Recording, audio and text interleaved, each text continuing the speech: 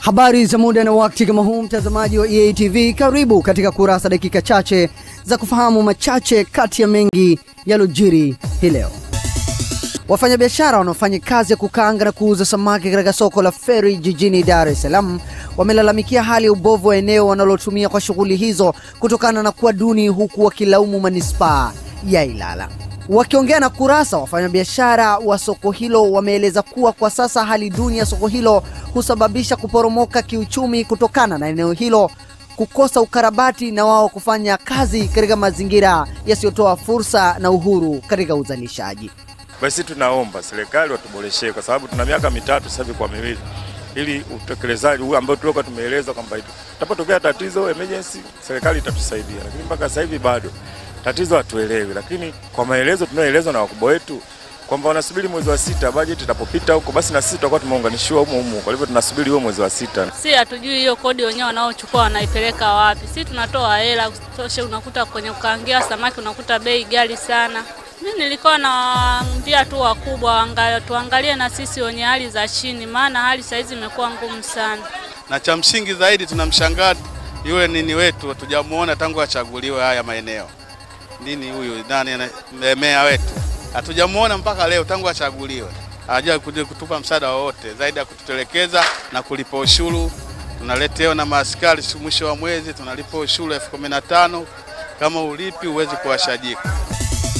Tuendelee na Kurasa. Wakazi na wagonjwa wanaofika kupata huduma za kiafya katika zahanati ya Sinza Palestina jijini Dar es Salaam wameelezea hofu ya kuwapo kwa hali hatarishi inayosababishwa na uwapo wa transformer isiyo salama katika geti kuu la kuingilia katika zahanati hiyo na kituo cha kusubiria daladala.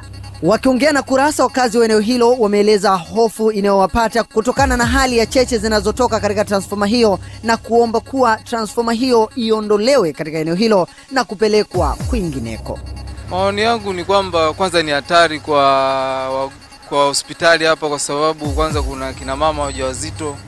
Inapotokea hitilafu sidhani kama wataweza kukimbia. Na isitoshe kuna kituo ambacho ni karibu hapa.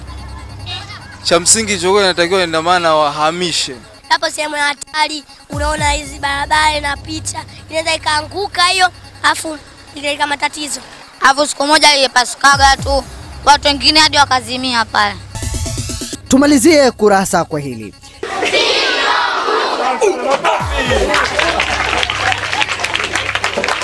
Shirika lisilo la kiserikali la watu wa Korea lijulikanalo kama I Love Africa leo limekabidhi kisima cha maji kilichochimbwa na kukabidhiwa kwenye shule ya msingi ya Reginald Mengi Sinza jijini Dar es Salaam, ikiwa ni sehemu ya utatuzi wa matatizo yanayowakabili wanafunzi na walimu katika shule hiyo. Wakiongeleo jijini Dar es Salaam mara baada ya zoezi la kukabidhi kisima, walimu na wanafunzi hao wameeleza kuwa ni sehemu kubwa ya kupunguza matatizo yanayowakabili shuleni hapo. Kwa kweli tunashukuru sana kutuzindulia kisima, kwa sababu tulikuwa na matatizo sana ya maji. Watu walikuwa wanapata shida sana kwenda mitaani kutafuta maji, hata bustani zikazi haziendelei vizuri kwa sababu hatukuwa na maji. Lakini sasa tumepata maji. Kwa kweli nadhani shule yetu iko nzuri, itakuwa mfano kwenye kata ya Sinza. Maana kukiwa na maji ni kila kitu. Nimejisikia faraja sana, maana tulikuwa tunahangaika barabarani. Wazazi walikuwa wanakasirika sana, wanaleta lawama shule hatofike shule. Mimi nimejisikia furaha kwa sababu kuna mwingine tulikuwa tunaenda huko, unazunguka unatafuta maji, wakaniambia tunaenda sehemu tunafukuzwa, tunarudi bila maji na wazazi wanaita malalamiko shuleni. Tunawashukuru sana kwa sababu tutakuwa hatuna ule muda wa kutoka nje ya shule na kwenda kuanza kutafuta maji hapo hapa karibu. Tumekufungulia na kukufungia Kurasa kwa hayo machache yalofika mezani kwetu kwa leo. Kesho je, kuna ni? Kwa niaba ya wote walioshiriki kuletea Kurasa, mimi ni Noah Laltaika. Jioni njema.